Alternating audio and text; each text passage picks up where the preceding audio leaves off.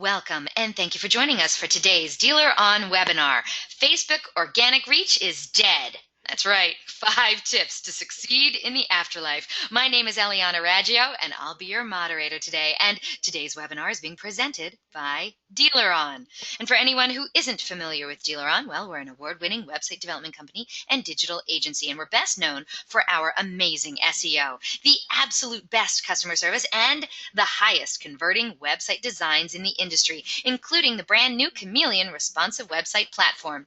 We're so committed to lead conversion, optimization, and customer service that DealerOn is still the only company in the industry bold enough to offer a money-back lead guarantee program. So does your website company guarantee you a 50% lift in leads or your money back? Well, then maybe you should check us out at our gorgeous brand new DealerOn website at DealerOn.com.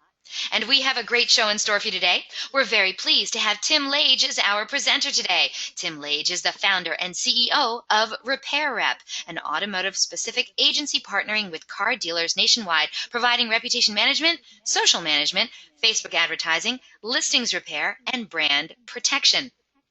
Now, Tim, he founded his company in 2013 to solve the mystery behind delivering measurable value on social and reputation properties while also repairing brand and data inconsistencies on directories, GPS systems, and listing citations. By using analytics and unique tracking techniques along with a no-shortcuts approach, Repair Rep is able to apply a proven formula that protects, monitors, engages, repairs, and converts.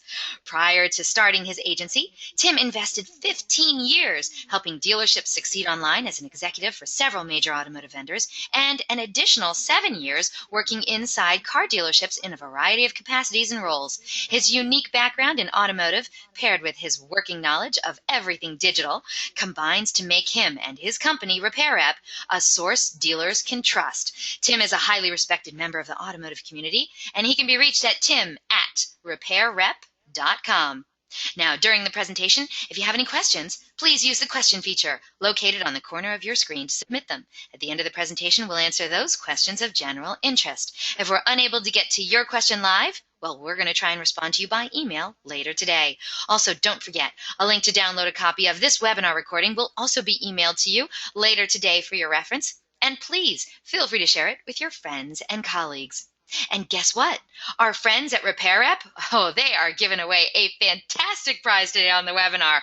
One of you very lucky webinar attendees is going to win an Apple Watch. What? You heard me. Only one of you lucky webinar attendees is going to be scoring this totally cool prize today. You have to be on the live broadcast to win it, though.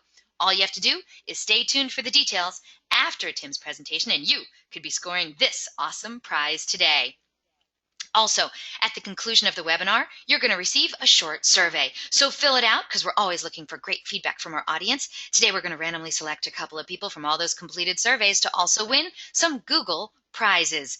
And hey, do you tweet much? Well, you know what? We hope you do. We'd love to see what you have to say about today's presentation, so please tag us in it. You can use hashtag DealerOnWebby. I'm at Eliana Raggio, and Tim is at Tim Lage or at Repair Rep LLC. We look forward to seeing what you're saying. So let's get started. Let's hear about how Facebook organic reach is dead and the 5 tips to succeed in the afterlife. Tim Lage, how you doing? I just got to tell you before we get started, I know you have a lot to get to, but I have so many people who have reacted quite favorably to the giveaway today of the Apple Watch. So we will be getting to that. I will tell you, audience, the giveaway question is not an easy one, so make sure you take copious notes, pay attention, because it is not an easy question for such a high-value prize. So Tim, thank you so much. Now, Tim, as I said earlier, is a first-time presenter with us here at the DealerOn webinar series, but you know what? We've known you for a while, so I'm so happy you're here today and very, very grateful that you picked such an interesting topic. Thank you so much for being here. Thank you, Eliana, and wow, I really appreciate that wonderful introduction. It's probably the nicest one I've ever got, so thank you so much for that.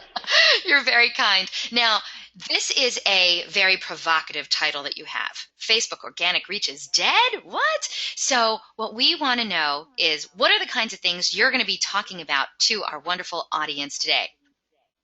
Right. So we'll get right to that. And just to clarify, by organic reach is dead, I want to make sure, and I'm sure that everybody on the phone probably understands what I mean by organic reach, but it's the same as if you look at Google before there was pay-per-click. You could reach people organically, like DealerOn's websites provide great SEO, search engine optimization. That's how you reach people organically. The other way, just to really generalize things, is to pay to reach your audience. So what we're talking about here, and I've been monitoring this over the past 12 months, is the decline of Facebook's organic reach in their news feed to at or below 6% reach. And we're going to dig into that a little bit deeper. But what that means, just in translation, is if you have, just an example, 1,000 fans on your Facebook page, you divide that by 6%. On the average post that you put on your Facebook page, you're going to reach 60 users. So we're going to cover that among some other primary objectives here as we go through this presentation. One of the things we're going to cover is simply curating, organizing, and posting engaging content. This can be a struggle. It sounds simple, but it can be a struggle to actually find what exactly do you want to post, what content is engaging. Besides posting pictures, which I think are wonderful, people, new car owners and their pictures with the salesperson next to the car and the likes of that, those are fantastic, but you also need to post a variety of content. So we're going to show you some tools that we like to use for that. We're also going to talk about converting social wanderers into website visitors. Let's just face it, Facebook has been around long enough, and we've all seen enough funny cat videos and pictures on Facebook to know that people will linger on Facebook for as long as they're allowed to, as long as there's stuff to look at. We want to take those people off of the wandering aspect and take them to your website, which is the highest converting internet property that you guys have out there, as fast as possible. So we'll talk about how we do that. A topic that I don't hear much about in the industry, but it's about providing customer service via social networks to your customers or to your prospects even. You'll learn that very few dealerships, let alone any business, are actually doing this or doing this well. So we're going to talk about just some basic things you can put into place for free so you can get notified when people are talking about you, and then, of course, engage them back in conversation. We're also going to talk about Facebook advertising to reach your local audience. Local notices in all caps, because that's all we're going to focus on throughout this presentation. You're probably going to get sick of me saying the word local. As a matter of fact, some of you, if it is the afternoon, you can make a drinking game out of it. Every time I say local, have a drink on me. So, Eliana has already started. I joke. I don't know if she has. And finally, yes, we're going to do me and my Poland spring water over here. We're going to have a doozy of a time. I know, me and my fourth cup of coffee. So if I'm talking fast, it's because of the coffee. It's not how I normally am. Blame it on the caffeine. I don't know. We're also going to have a Q&A at the end, which I encourage everybody. If you have any questions at all, we're going to cover, a whole lot of content here, especially when we get to the Facebook advertising. I could spend hours and hours and hours talking about just that one topic alone. So I'm trying to give you all just some tips and basic hints and some services you can use for free to accomplish everything you see here on the objectives. So let's talk about the facts first. And I promise you throughout this presentation, I will throw up some stats, but I'm not a huge presenter in the way that I like to just show stat after stat after stat. I prefer to tell a story, but some of these stats are so relevant that we just have to get them out there in the open. And you might know some of these. So the first being that more than 1.3 billion, I think the last I heard today was 1.4 billion, if that makes that much of a difference. People use Facebook to connect with what matters to them, and 64% visit every day. This is the really cool one right here. People visit Facebook when they're open to discovering. That's unique right there. More than 850 million people visit Facebook every day. 700 million of them are on mobile. So just think about that number for a second. That's over 80 or 82% are coming from a mobile device, and that's going to be critical, and you're going to hear me use that being mobile-focused throughout this presentation as well. I mentioned this at the beginning. This is, I think, the title of, or at least part of the title of this presentation. Less than 6% of your fans see your content organically.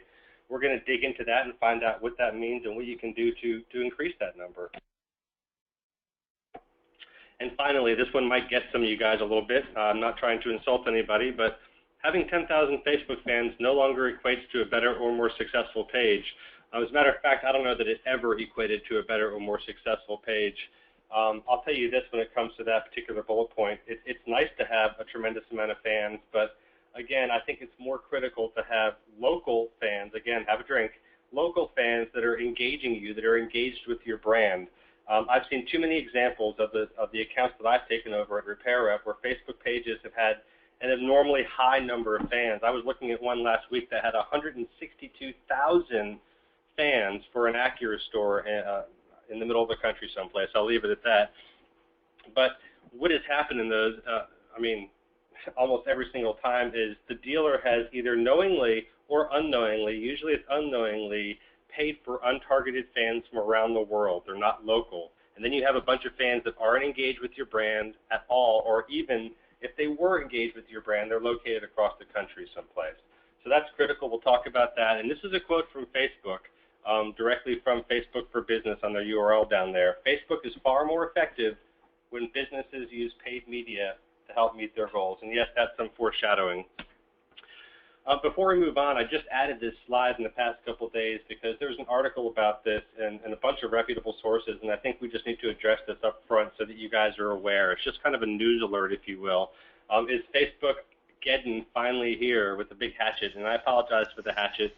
I've been watching a lot of, or binge watching The Walking Dead recently, so that's kind of what I'm into right now, lots of blood and zombies and stuff. Okay, I'm totally not into that, but I do appreciate the Facebook Geddon approach. Facebook Geddon. Yeah. It is close, and these are the three news feed algorithm changes that they released, and I'll explain them briefly. So the first is Facebook users will now be able to see more than one newsfeed post from the same source in a row. So translation, or just saying it in a different way, Facebook's algorithm previously prevented this from happening. Facebook says it's relaxing this rule, quote unquote, so that users who don't see much content in their feeds can start seeing more. Well, potentially this could be good news for car dealers. It could be bad news. We'll have to wait and see. I don't think they've actually released these changes yet. As you see up here, coming soon is all Facebook would say. Imagine that. But look for that to come out soon, and I would consider that a neutral change for you guys at this point. The second one, Facebook will start prioritizing newsfeed content posted by friends. So Facebook says about this, and this is a quote, the second update tries to ensure that content posted directly by friends you care about, like photos, videos, status updates, or links, will be higher in the newsfeed, so you're less likely to miss it. It says you'll still see content from news organizations and Facebook pages, that's you guys, you enjoy though, but what they're basically saying is whatever their friends actually post are going to beat whatever you guys post organically every single time. So that's not very good news for businesses with Facebook pages, which is probably everybody out there. And finally, Facebook will begin hiding posts that say what your friends have liked or commented on. This sounds like to me that it could really diminish a publisher's secondhand reach. The update will make stories appear lower in the news feed or not at all, Facebook says, and that's another quote from Facebook. So when you go out there and you post an engaging article or a post on Facebook, your friends have liked that or a friend of a friend has liked that, those are going to be pushed even further and further down the news feed. And I used to actually have a whole presentation I did on something called social employee advocacy where I encourage, and I still do encourage it, there's no harm in it, having your staff, especially your sales staff that has a large stake in the game, to go out there and engage with your own Facebook page proactively so that they share the stories that either you're paying a vendor to post for you or you're spending time posting yourself. Have those salespeople engage with those posts and share them out to their networks. I still think there's value in that, but we'll see how this affects everything down the road. So that's all the news and the facts and everything. Now we're going to jump into the first objective that I was talking about, and that's curating and posting. So there are a lot, probably too many to mention, of free tools out there to help you find and post relevant and engaging content. I'm just going to talk about three right here. I'm really only going to focus on one at the end of the day. But one's called InnoReader, the other's called DigReader, and the other one's called Feedly. And again, these aren't the only three. There's lots of ones out there. You guys may be using some, and I'd love to hear your stories at the end if you know one that is better than the one I'm talking about. I don't claim to know everything. I like to learn something every day.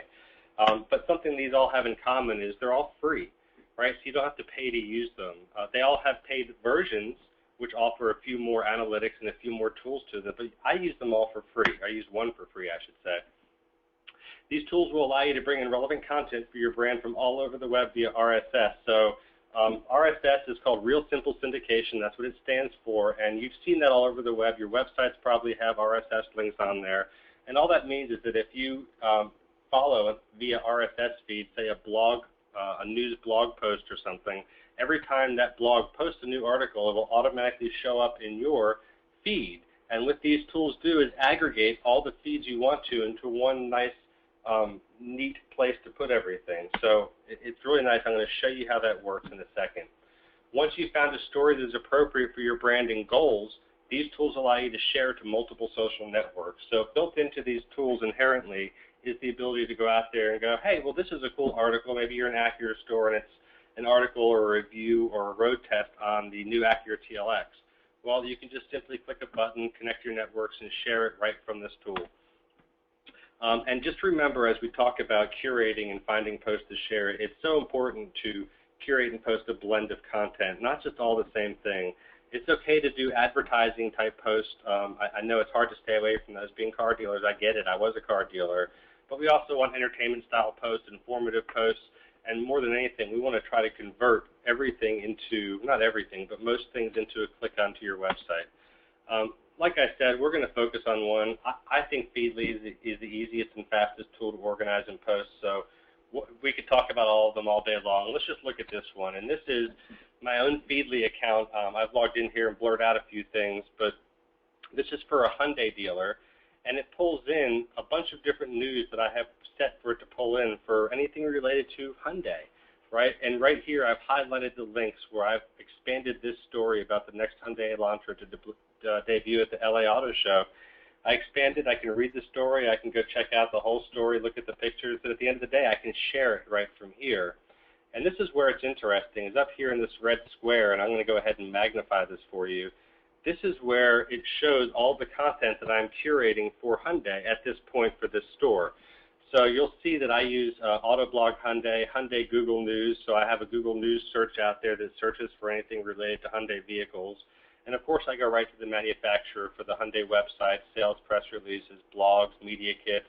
All that stuff gets pulled in there. And when I took the snapshot, there was 197 recent potential stories, articles, pictures, videos, you name it, that I can share out there socially, right?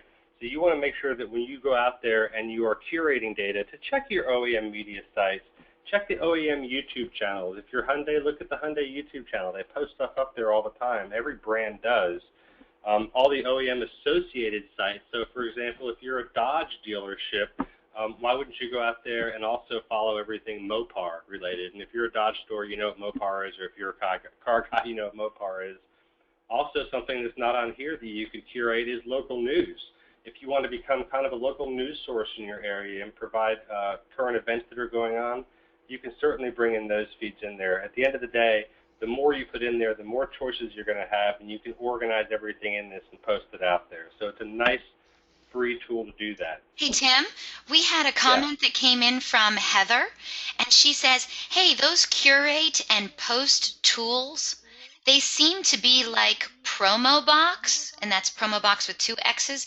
Do you have any feedback on that? Do you know what Promo Box is? Is that something you've heard of before? I have heard of Promo Box. I haven't used it, and there's tons of tools out there that do the same or similar functions. Like I said, it's really personal preference unless you're going to actually invest money in one of these tools.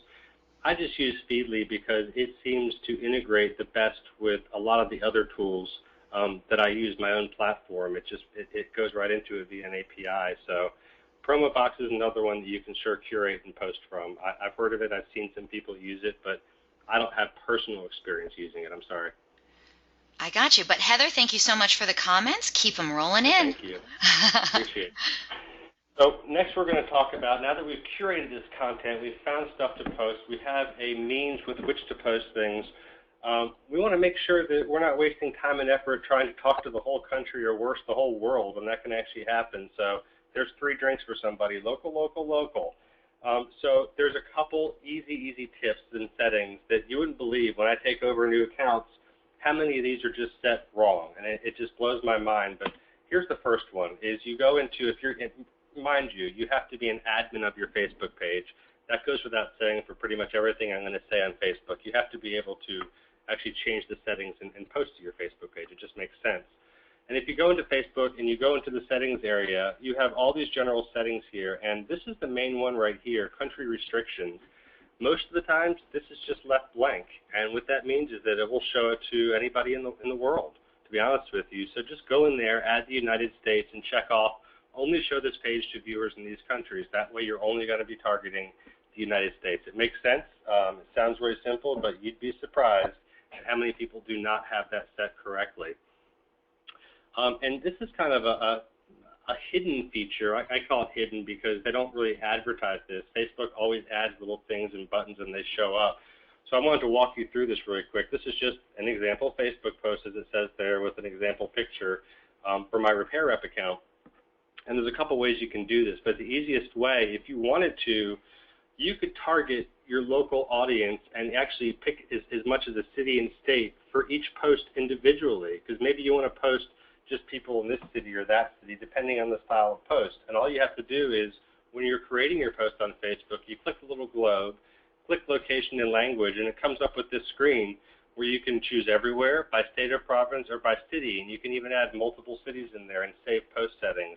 That way you're only targeting the people that are close to you, that are within your primary market, right? So now we've done all this, and we want to focus again on converting those social visits. So this is what it looks like. I call it a visual representation of your geo-targeted Facebook audience. The first tip to converting is targeting local. You want to find your audience. In this example right here, this store is in North Carolina. They're actually in Lexington, so I've added a couple other cities that surround it with a plus 50-mile radius search. So now I know this dealer is located right here. I've got the whole middle of North Carolina covered for this store, meaning that when I post them, and this is how they wanted it, and we can always tighten the grip if we want to, but this is who they want to market to. This is where they want to go with it, and this is what it looks like if you were to see it on a map. If Facebook doesn't allow you to see it, I wish they did have a kind of a graphical representation of that, but that's what it would look like. So this is how you're going to do it, and one of the easiest ways to help you along, in a couple different fashions, is tracking the clicks on the links on your social posts. So I recommend, and some people may disagree, I have a couple reasons for this, but use trackable URL shorteners. My favorite is Bitly, so we'll just talk about that, but Google has one, Owly has one. There's a number of them out there. Most of them are free. Some of them, like the curating services, you can pay to use. But you can also brand your shortened URL, which helps it look a little bit less spammy when you're putting that in your post. Why do I like this? Well, there's a couple reasons, more than a couple, but the two big ones are when you're posting to social networks like Twitter, for example, which we work with, it helps conserve valuable text space for those social networks. They have a 140-character limit, and the URLs, especially if you're doing it like you're supposed to, as we're going to talk about, if you deep link somebody to a piece of inventory on your website, that URL is going to be a mile long. It'll never even fit in the Twitter post by itself, so you almost have to shorten it. And the second is you can actually gain valuable insight into the landing pages that are working and those that aren't. So if you're dropping people on, if you're a Honda store and you're dropping everybody on your Honda Pilot page where you do research and such, maybe that page isn't built the best. Maybe you're doing a great job sending people there, but once they get there, the bounce rate is through the roof. Maybe they're not seeing what they expect to see there. So there's a lot that can be learned. And where do you go if you're going to use these trackable links to see? Well, there's two places you can go. The first, and everybody's favorite, everybody's really used to this one, is Google Analytics. So it's quite simple in here. I've drilled down in this graph right here to the acquisition section in Google Analytics and down another level or two to just look at the Facebook referrals. And you can see that right where the arrow showed up. Over here is where the source is coming from, and you'll see 4 different variations, which is, I'm glad you're seeing that in this example. There's the m.facebook, lm.facebook, there's just plain Facebook, and then there's l.facebook.com. These are extremely confusing because Facebook doesn't like to really say what all the different ones mean. I think we can all guess that M stands for mobile, but LM is also mobile, and L is actually also mobile. What? All they mean the difference. Yeah, in case you're wondering, mfacebook.com means it's coming from the Facebook app itself. So someone is on a smartphone and they have their app open. LM and L for that matter come from a browser on a mobile device. So they're not on the Facebook app, rather they're in a browser and using the mobile version of it. And then you can see down here where 35 come from just Facebook.com. Again, this leads you to realize that it's a mobile-focused world right now. Has been coming for many, many years, and we just need to realize that it's here. So a vast majority of these, 82% in this example, came from a mobile device. And what's nice about having good quality posts when you are especially doing an advertising style post and you're going to deep link them to the place on the website where it makes the most sense, where you're going to get the highest conversion, is that we have a relatively low bounce rate. I skipped it right there, but it's 35%. The other place you can go to track the links is if you use Bitly, you can go right into Bitly and get some insights for free. Again, this is the free version. So, the first off over here, you can visualize the clicks and drill down into these. And again, this helps you understand what pages are working well and how many clicks you're getting on a certain day without having to dive way deep into Google Analytics. And the pie chart over here just gives you another visualization and breaks it up to let you know just how many clients are coming from mobile or email clients, instant messenger, air apps, and direct, or just the Facebook desktop site. This is huge right here to have this data and just have it laid out so simple, right? It just makes sense. So I said this a couple times. I'm going to show you what it looks like now. Converting social visits. Deep link those valuable clicks to relevant pages on your website. I can't stress this enough, and I promise you this isn't a plug for anybody in particular, but this is why, guys and gals, it's critical to partner with a web vendor that can provide you with a completely conversion-focused website and web pages that are, of course, also mobile-friendly and preferably responsive in design. There's lots of different terminology for that. I've worked for many web vendors in the past. That's kind of where my history comes from with Reynolds and DealerTrack and ClickMotive back in the day. And we always prided ourselves on having these pages where when people landed on them, the phone numbers are right there. The form is in the top right where it's supposed to be or was supposed to be a few years ago. Call to action buttons, everything. It's so important that you partner with a good company for this, or it just won't work as well. So in this example, this is just a post that we did a while ago, it looks like, the beginning of the year. But it's for a Toyota store. Roll out this year in a brand new Toyota. Now here's the clear call to actions I was talking about. Check out the great deals, and here's a short link right there, or shop Toyota, and there's another short link right there, and there's the video they can watch and what this post is all about down here. So if somebody clicks on, well, check out the great deals, where do you think that should go to?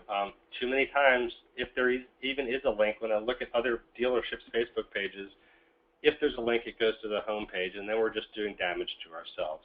So when I click on that, it deep links right to all the Toyota incentives on that dealership's website. So now the consumer is taken to a place where they expected to go in the first place. It lowers the bounce rate. It increases the relevance score on Facebook and just boosts the conversion rate that much. I won't go back, but if I click on the other link to shop Toyota, well, guess what? It takes me to all the relevant models that are on special on this Toyota website. So now I have an inventory and I'm a customer and I can look at 170 vehicles and browse through. And this site is clearly conversion focused, it's responsive design, and I can click these call to action buttons or drill down in. It sounds really simple, but this is what I said in the beginning, what I think Eliana said. There are no shortcuts to making any of this work. Everything takes a little bit of extra effort, and I can't stress enough that as I look at hundreds of different Facebook pages every day and every week and every month, people are just satisfied or just resting on having a company or themselves manage, quote unquote, their Facebook page, but they're just going through the motions. They're just putting stuff up there. They're not advertising behind it effectively. They're not doing anything. So you get what you pay for. Just make sure that if you're doing it in-house, take the long road. It'll pay off dividends. And if you are paying a company to do something for you, just make sure that they're doing things the right way.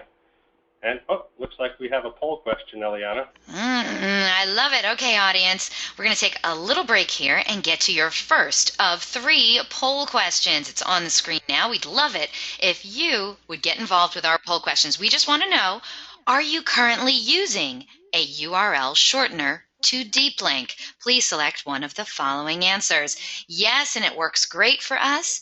Yes, but we admit we're not consistent with it. Gosh, I don't know. Nope, don't like them, don't want them. Or what the heck is a URL shortener? And of course, Tyler wrote in, my answer is simply no. So, okay, that's fine too, Tyler. Thank you so much for writing that in. But we want to know, Tyler, if you can vote to, put number 2 on there, okay? But are you currently using a URL shortener to deep link? Yes, it works great for us. Yes, but we're not consistent. Gosh, I don't know. Nope, don't like them, don't want them, just like Tyler. Or what the heck is a URL shortener? Once we get a majority of those votes in, we're going to close the poll and share the results. We have a lot of people on today's webinar, and I'm very excited. We're also getting a lot of questions rolling in, too, for you, Tim. So keep those questions coming. Great. I'm looking forward to having a really nice, robust Q&A session with our first-time presenter, Tim Lage. So I usually joke with my audience and tell people, hey, let's see if we can stump the presenter, but I don't know. He's pretty sharp. I don't know if you can stump him. So Let's not encourage them. Let's not encourage them? Okay. Let's not do that, audience. Okay, but thank you so much for voting in our first of 3 poll questions. Let's close this poll and share the results with you. Okay, 30% of today's audience said yes, they do currently use a URL shortener to deep link, and it works great for them. Now, the majority, 45% of today's audience, said yes, but they admit they're not consistent with it. 15% said, gosh, they don't know if they're using a URL shortener right now. 2% said, nope, don't like them, don't want them. And the remaining 8% said, what the heck is a URL shortener? So, Tim, does that help you out? It does help me out, and I appreciate everybody that responded to that poll so much. Gosh, I can't stress the importance of using one. It's just a matter of using it correctly and just making it a habit. I'd be glad to talk more about that towards the end if you want to put some questions in for that, though, too.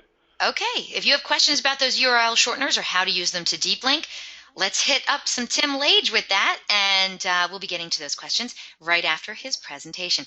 Keep going, Tim. You're doing great. All right, here we go. On to the next section here. We're going to start talking about social customer service. This is a real thing, believe it or not. It has been coming on now for many months, and I've been personally tracking this with my company, monitoring. I mean, just if I could make a graph of it, I probably should have made a graph of it to show you. It's just been trending more and more and more. And here's a couple more stats. I apologize in advance. But over 67% of consumers have used social media for customer service inquiries. That number to me, and maybe to you, should be kind of staggering. That's a large percentage of consumers that are reaching out via Facebook, Twitter, whatever, to ask questions of a variety of different kinds. Of course, we can see that younger consumers, 18 to 29, are more likely to use brands' social media sites for servicing interactions. Well, that just is logical. The younger crowd is going to maybe use them more, but they're not the only ones using it. I can assure you of that. This is a fact, and I can't stress this enough. Quality content and responsive service representatives are key to high satisfaction levels. I've heard people talk over and over about this, and I could even bring it back to how fast does your dealership respond to a lead that comes into the CRM system off the website. Should be less than 15 minutes, right? It's a sales lead. That should be the standard that you try to meet. How many of you actually call that customer within 15 minutes? Hopefully all of you are raising your hands, but the reality of it is probably not. Well, the same goes for this. This isn't a 15-minute response time. As a matter of fact, I'm unwilling to put a time that you should respond. Rather, let's just say that if somebody called your desk phone at your dealership and had a question for you, whether it was a service question, a sales lead question, a complaint, and they left you a voicemail because you were helping another customer, you want to respond to that voicemail the second you have time to do it. That same day, obviously, and as quick as possible. That same level should be done for social. I think that you should respond to it the same time frame that you respond to a voicemail from somebody. And this is kind of huge here, and this is directly from J.D. Power.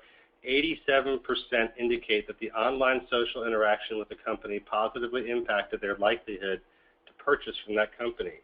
So of those 67% that are reaching out for customer service, almost 90% of them say it impacts their choice to do business with you. And if that's not a reason to do customer service alone, I don't know if it is, right? It's just critical. You want to make sure that you're tracking everything and responding to everything. So for Facebook, since we're focusing on Facebook, I'm going to teach you guys, if you already haven't, how just to make sure that you have the settings for notifications set up properly so that when things do take place on your page, if someone leaves your review, if someone comments on one of your posts, whatever the case may be, you need to get notified about it real time. That way you can respond as fast as possible. So the nuts and bolts of it, the setup. The first is on the web. So if you go on your Facebook page on the web and go into the settings of it, you have choices here for what types of notifications and the frequency with which you want to get these notifications. I encourage you to get a notification each time there is activity on your page or an important page update. And this might be different for different user levels out there, but I would want to know if I was a store owner, general manager, or if it was my job responsibility to take care of this. I want to know everything that's going on as it happens. So I even have a new check-in from users, new mention of the page, new reviews is critical. I don't know if you guys know this, just a little side topic. Facebook reviews as a destination site for people to leave reviews months ago passed Google and Yelp combined as the destination people prefer to go to leave reviews. So if you're not monitoring those and responding to every review, you're missing the boat there. That's a whole other presentation, though. So check those off. Messages, get notified every time your page receives a message. These are private messages, and these are where I receive probably 50 to 60% of the interactions from customers. It's not just a post to the page, but usually it's a private message or a direct message, whatever you want to call it, to that Facebook page. You need to respond to those quickly. And, of course, get an email each time there's an activity on your page. So this is all for the desktop version, and that's all well and fine if you are at your desk all the time and you have Facebook open and you're looking at your screen. I'm guessing that most of you are probably out trying to sell cars and do other things, and you have other jobs to do and other functions. That's why it's even more critical that you have these settings set up properly on your mobile device. So if you go to, or I'll back up for a second. Maybe you all know this, I'm not going to take it for granted, but on your mobile device, if it's a Samsung or whatever it is, an iPhone, go out there and download the Facebook Pages app. It's free, it's from Facebook, and it will help you tremendously in managing your Facebook page when you're away from your computer. You always have your mobile phone on you. So definitely turn on push notifications. I wouldn't do the summary. Again, I want to know when things happen, and your choices are less here, but at least you know when somebody checks in, which is less important, a mention of your page, new reviews, and comments on page posts. Those are all critical.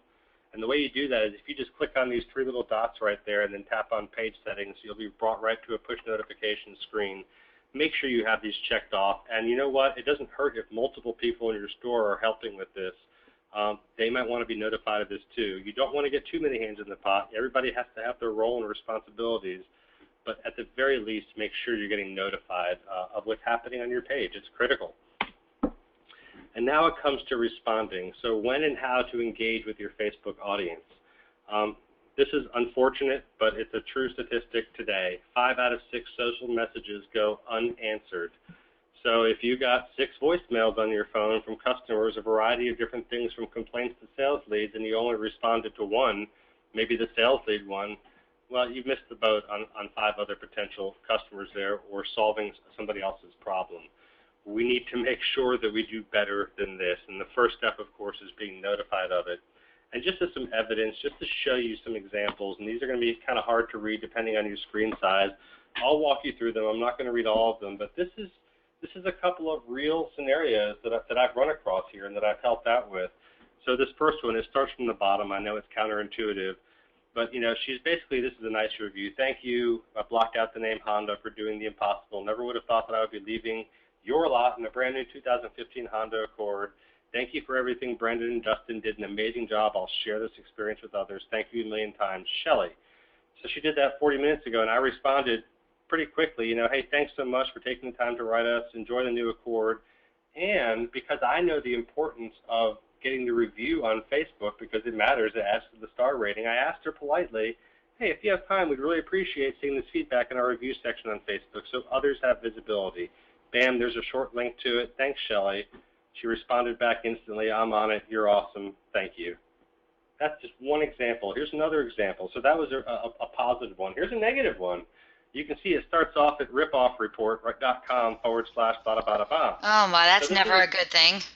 Never a good thing, right? So she sends this link and then seconds later sends this statement. Oh, I'm sorry. She sends this link. I read it and look at it and respond immediately. Hey, we'll get this is at nighttime, so the dealership wasn't even open. We'll get the necessary folks involved tomorrow. Appreciate the feedback. And I go on to say, just thank you. We're going to get somebody directly in touch with you within a reasonable amount of time.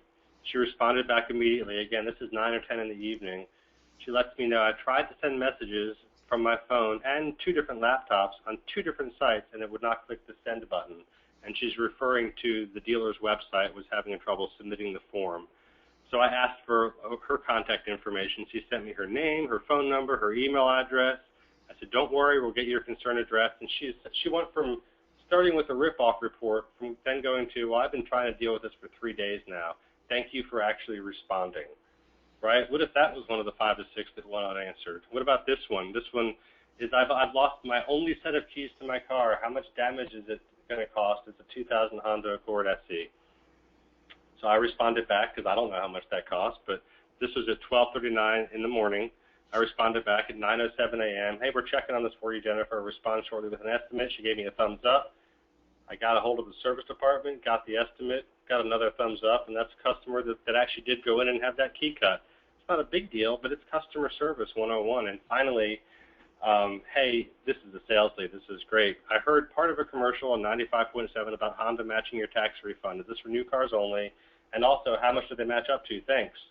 That's the sales lead if I ever heard one. And I responded back, hi, Ashley, thanks for reaching out socially. We're checking and get back with your information soon. I also encouraged her to call Peggy, and I blanked out the last name. She's the point of contact I had for that store. Followed up with Peggy shortly after this, and this nice lady, Ashley, had called Peggy immediately after I sent this and got her into the store. So why wouldn't you be doing this? Why aren't you today listening and responding to your customers? And it brings us to a very quick and another poll question. That's right, audience. This is your second of 3 poll questions, and this is a good one. We really want to know how you're doing on this. So the question is on the screen now. We'd love it if you'd vote. Are you currently getting notified to and responding to your customers socially? Please select one of the following answers. Yes, we're locked and loaded on Facebook. Yes, we're getting notified, but we're not responding consistently or in a timely manner. How about, I see some alerts, but I don't do anything with them? The 4th answer is, I got some, but I had to turn that crap off. It was so annoying. And I just want you to know, Tim said he actually heard that from somebody. So you might be like that person, and that's okay. We just want to know what's happening at your dealership. Or the last answer is, I have no clue. Maybe someone else in the dealership does it? So the question is, are you currently getting notified and then responding to your customers socially? Please select one. Yes, we're locked and loaded on Facebook. I do get notified, but I'm not responding consistently or in a timely manner. I do see some alerts, but I don't do anything with them. Yeah, I saw those alerts. Had to turn that crap off. It was so annoying. Or I have no clue. Maybe somebody else does it in the dealership. Once we get a majority of those votes in, we're going to close the poll and share the results. And audience, you guys are great. Look how quick those votes are coming in. I love that. And Tim, I think they're really looking forward to that prize giveaway. Also, great questions coming in from the audience. Keep them rolling in. Really, really great stuff. So thank you so much. We are going to get to all of your questions as soon as the presentation ends. And Tim, if you're ready, I'll close this poll and we'll share some results. Eliana, let's go ahead and do that. Let's do that. All right, audience, thank you so much for your votes. Let's see what everyone else has to say. Okay, the overwhelming majority, 77% of today's audience, said yes, we are locked and loaded on Facebook. Now, that being said, 17% of today's audience said they do get notified, but they admit they're not quite responding consistently or in a timely manner. 3% of today's audience said they saw some alerts, but they don't do anything with them. And the remaining 3% said they have no clue, and they're guessing that someone else is doing it in the dealership for them. Tim?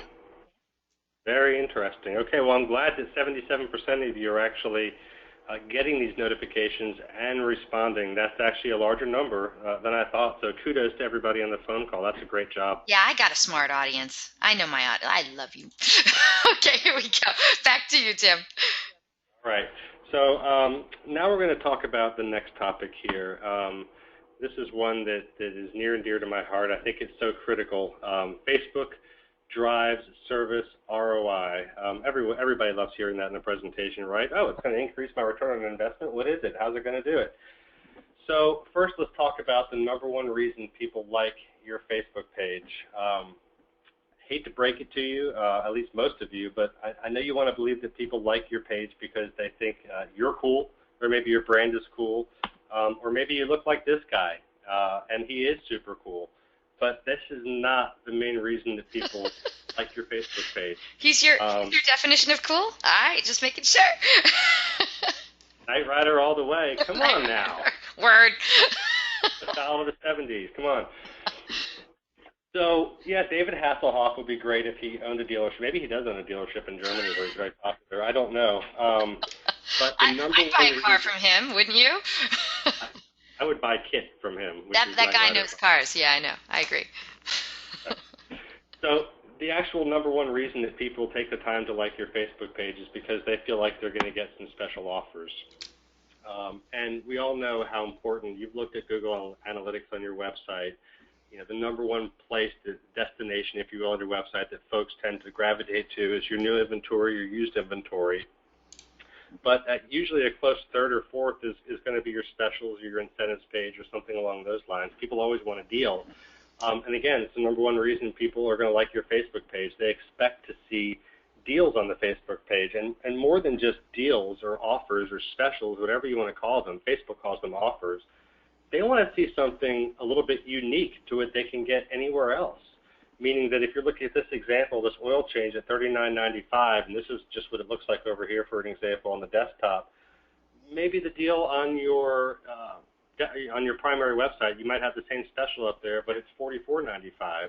But hey, if you like our Facebook page, you can claim the offer right here and get it for $39.95, right? So these are very, very popular. And again, this is what it looks like on desktop and mobile. And there's a little tip right here, and I should have made this a little easier to see. But on your desktop, again, if you're the admin of it, you have some flexibility in this left-hand column as far as what order things show up in. Facebook mandates that this little square up here be on top and then the map. But then you can click on, it doesn't show up here, but if you hover over there, a little edit pencil shows up. You can click on that, and you can drag the order of your Facebook likes or your offers, or maybe you have some events that you want to show up there, to make sure they're seen above the fold. And by above the fold, I mean before somebody has to scroll on your page. And how these work, it's really, really simple. And I encourage you to put some, and we'll get to this, but putting some ad dollars behind these too. It's well worth it, and I'll use this as an example. Here's the ad we ran. We reached 1,562 people. I put $20 behind this ad. That's it. I didn't boost it, but I created an ad and made this offer the subject of that ad. So for $20, I got 14 people to claim that. That's $1.43 per claim. Now, when someone claims an offer on Facebook, it doesn't mean that they're instantly teleported to your store and they're going to spend that money with you, as much as I'd like to think so. However, the definite intent is there, because once they click the Get Offer button, almost instantly they're sent an email that looks almost just like this. To use the offer visit, I blanked out the dealer's name here, and show this email. Here's the specifics of it. When you create these offers or specials on Facebook, you always have the fine print that you can put in there to cover yourself. You have the expiration date, and people can even share the offer or like the offer. So it's also social. They can keep this offer going and going, but they get this offer, and then the intent is there for the consumer to go into your store and hopefully claim this offer within the allotted amount of time. These are great to do, and again, it's great to put some money behind these, because at $1.43, I think I said, an investment per offer claim, that's a pretty good deal. When you bring somebody in the shop for a $39.95 service like this, the opportunity is there, to upsell them with belts or hoses or a 60,000 service or whatever they may need. So this is a huge opportunity that I fear a lot of dealers aren't using today. As I look through a bunch of Facebook pages out there, I see the offer section non-existent on those sites. They're really easy to create and worth doing. And this is just an example to show you some geo-targeted service offers that we've put out there that have also done some pretty good results. All of these, I never spent more than $20, $25 on any of these offers before, but an Acura store did $150 off a timing belt service. They got 13 people to claim it. This is an independent shop that I happen to work with, and they were doing what's called a Vanos rebuild on older BMWs. 17 people claimed that. That's not a cheap service. It's like $500 or more. And brake pads installed for $99 an axle. 22 people claimed this for this dealership over here. So this is what it looks like. The key is to make sure you're realistic with your selection of your local audience. I said local again. Because folks, as you know your market, some folks are going to drive 50 miles to save $10 in oil change. Other people won't. So make sure you're targeting appropriately. And again, I can't stress this enough. Just make sure that these specials are a little bit sweeter for your fans than they would show on your dedicated site. That's why they're liking your Facebook page in the first place. And let's not forget, again, the original reason that we even started this conversation was that less than 6% of your fans see your awesome content organically. And here's some evidence just to show you that and to drive it home. In this case study, again, I'm not going to mention the dealer just for privacy's sake, but the page that I'm talking about, this is maybe 2 weeks ago, they had, at the time, 10,238 fans. That is, by all means, that's a lot of fans for this brand, this franchise store, and where they're located. When I took over the account, they had maybe 8,000 fans, and I think it was just abnormally high, but I think that has a lot to do with them selecting vendors. They told me as much. They did things that they really weren't supposed to do without the dealer knowing, by just putting page-like campaigns out there for all over the world, all over the country, and building up their fan base very quickly, but it's going to yield next to nothing as far as results from them. So here's the first example. These are some posts that we did at Repair Rep. This is a more advertising-style post. GMC Canyon earns awards 10 Best Interiors trophy. You can see we have a nice picture of the interior of this vehicle. We have our call to actions clear as day. Here you can research it, and here you can read the whole article. But notice, we put no money behind this, and we reached 74 people. So if we just scratch out the math really quick, well, 74 is only 0.72% of 10,238. That's way less than 6%. Let's go over here, and this is I'm showing you 3 different style posts. This is an entertainment style post, and nothing beats the intensity of opening day. Where will you catch the game, right? Here's the picture. It's nice. 102 people reached organically. Simple math says that's 1% of 10,238. And this is the best one here, guys. This is congratulations to Mr. Steve Blank on the purchase of a Chevrolet Silverado, blah, blah, blah, blah. These are awesome. Every dealer should be doing these every single day. They get the most engagement almost out of anything. As you can tell by this super high number, 116 people are reached. That's the highest number we've seen so far in these 3 examples. And guys, I didn't just try to find the lowest ones, but simple math says that's 1.13% of 10,238. 3 different styles of post, all with super low not engagement, but super low exposure, reach, if you will. I would dare to say, and at the time I started this presentation, and I gave poor Eliana one of the title pieces here, that did you know that less than 6% of your Facebook fans see your awesome content? I wish I could go back and change it to less than 2% of your fans see your awesome content. Check your Facebook page for yourself. Prove me wrong. I would love to see what anybody is doing out there that's breaking 6% on average. It'd be hard to do. So it begs the question, well, where do I start? Well, this is the last topic we're going to talk about, and it's the largest topic. And unfortunately, again, this could be multiple-day presentation. So hopefully I do a decent job of just trying to teach some folks out there, or maybe showing a tip or two that you guys didn't know about Facebook advertising. We want to identify your audience. We want to engage them, of course, and we want to hyper-target those ads so we can drive more business. So before we get started, well, Tim, what does hyper-targeted mean? That sounds like something made up. I don't know if I was the one to make it up or not, but it is hyper-targeting. So let's talk a little bit about audiences first. Audiences are within Facebook, and you can build your own audience or multiple audiences and a bunch of different kinds of audiences you can build. As a matter of fact, there are 3 types of audiences that Facebook lets you build. One is called a custom audience, which allows you to do things like upload a mailing list if you have one, or hey, wouldn't you like to advertise to everybody out of your DMS system or your CRM system that bought a car 2.5 years ago and pull that report, have all those email addresses up there and those names and everything? You can upload that right to Facebook and really target those people to get out of their lease or get out of their finance when they hit that sweet spot. And the last is called a saved target group, and that's what we're going to look at first. So to get there, first just go into your ads manager, and down here you're going to see where it says audiences. I'll just click on audiences, and this is going to be very hard for some of you to see on your screen, and I'm going to zoom in a couple areas. And again, this is just to give you an overview, but let's click and zoom in at the top part of this right here so you can see maybe what it looks like. We're creating a saved target group here, and the first thing we're going to do is name it. So just for the purposes of this presentation, I called this in/near, so in or near market, new buyers, and I'm pretending like I'm a Toyota store. That's the only reason I put it there. Next, we're going to see that the locations I'm focusing on, by the way, I'm talking to you guys from just south of Raleigh, North Carolina. Beautiful weather here, no rain, 75 degrees. And I've kept this very, very local, and if I was this dealer, I would probably expand this to some other local cities, but I just wanted to make this really simple for this presentation. But I'm getting ready to show you how crazy hyper-targeted you can get. For example, almost jokingly, you can choose different education levels, different languages. Here I picked that I have to be a high school grad or above, even to see the ad that we're doing here, even to be part of this audience. And where it gets really cool for car dealers, probably more than any other vertical out there, is now you have this behavior section that lets you go into detail on people's finances, whether they're married or not, how much income they make, do they buy or rent a house, how big is their house. The list goes on and on and on. You can get lost in the targeting, and it's kind of scary because this is all the information that Facebook is getting off of its users.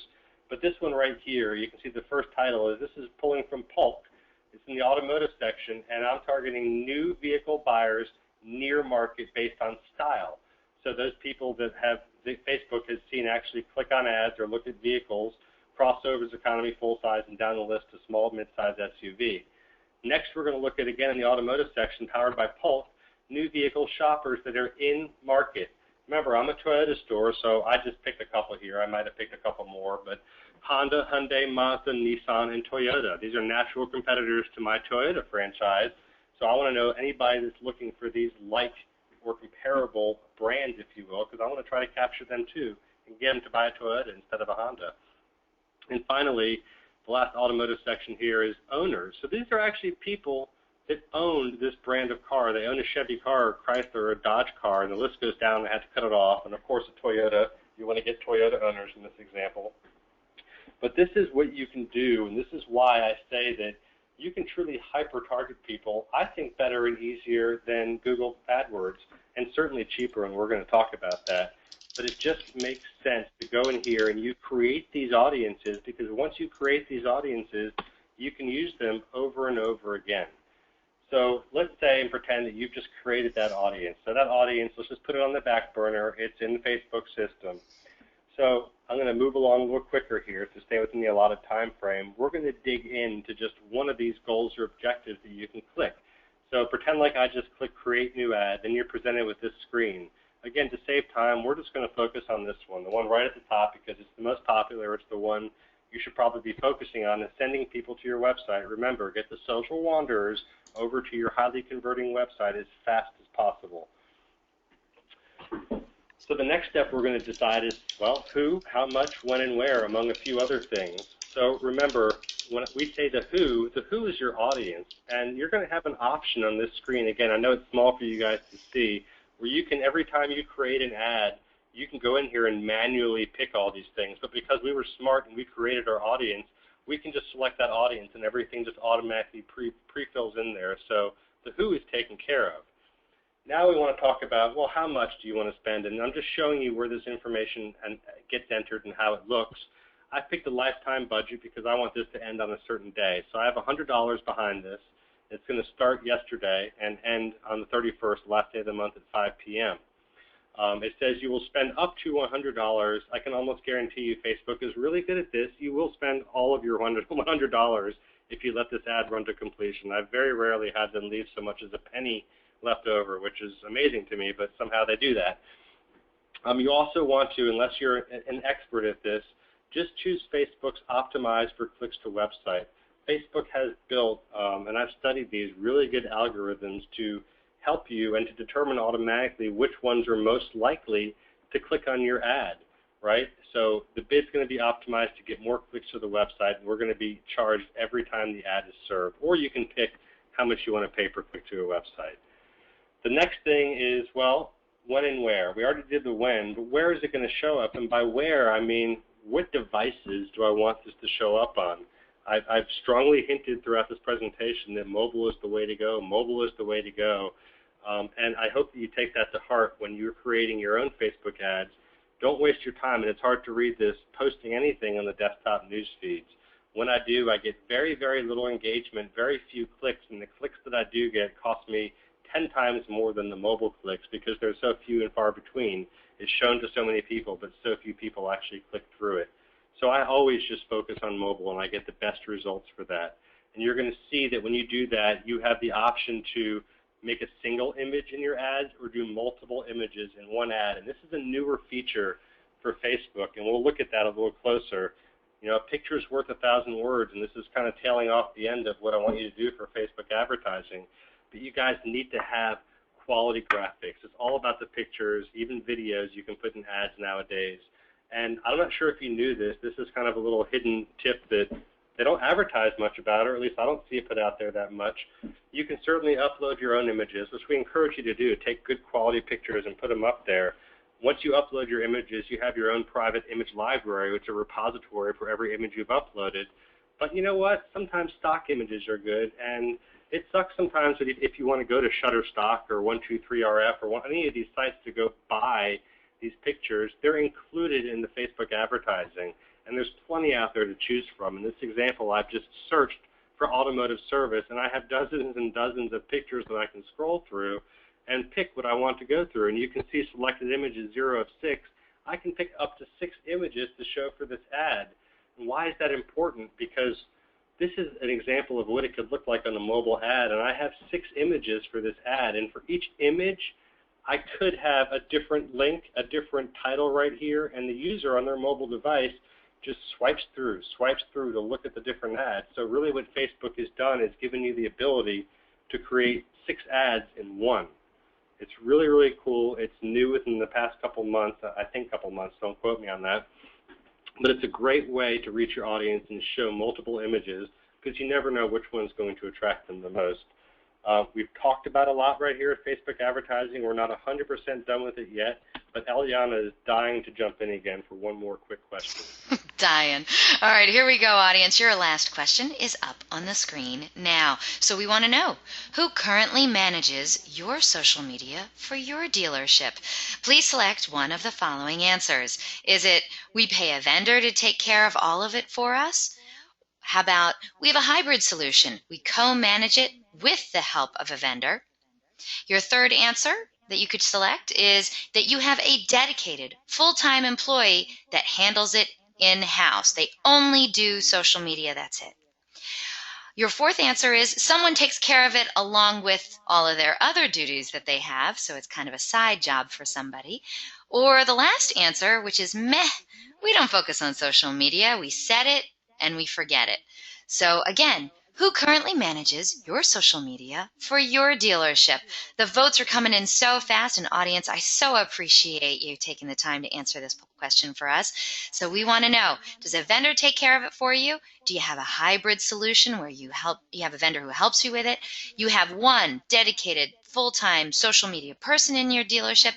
You have someone who takes care of it in your dealership along with all the other stuff that they have to take care of, or social media? Meh. Who cares about that? Once we get a majority of those votes in, we're going to close the poll. Well, we already have a majority of the votes in, so let's close this poll and share the results. Are you ready, Tim? I am ready. Here we go. Let's do it.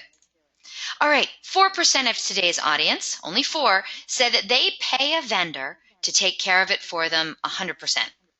Now, 30% of today's audience said that they do a hybrid solution, that they co-manage it with the help of a vendor.